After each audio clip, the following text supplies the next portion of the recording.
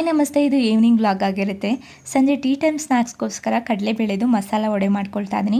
ತುಂಬ ಕ್ರಿಸ್ಪಿಯಾಗಿ ತುಂಬ ಟೇಸ್ಟಿಯಾಗಿ ಬರುತ್ತೆ. ಅದಕ್ಕೆ ನಿಮ್ಮ ಜೊತೆನೂ ರೆಸಿಪಿ ಶೇರ್ ಮಾಡ್ಕೊಳ್ತಾ ಇದ್ದೀನಿ.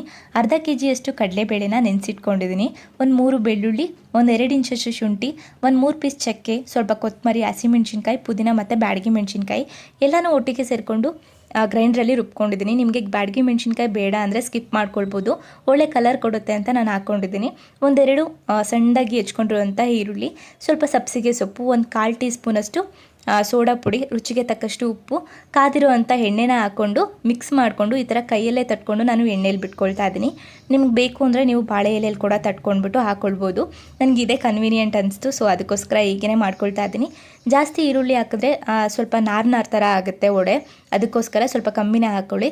ತುಂಬಾ ರುಚಿಯಾಗಿ ಬರುತ್ತೆ. ಡೆಫಿನೆಟಾಗಿ ಒಂದು ಸಲ ಟ್ರೈ ಮಾಡಿ, ನನಗೆ ಕಮೆಂಟಲ್ಲಿ ತಿಳಿಸಿ. ಇಷ್ಟ ಆಗಿದ್ದರೆ ಲೈಕ್, ಶೇರ್, ಕಮೆಂಟ್ ಮಾಡಿ. Thank you for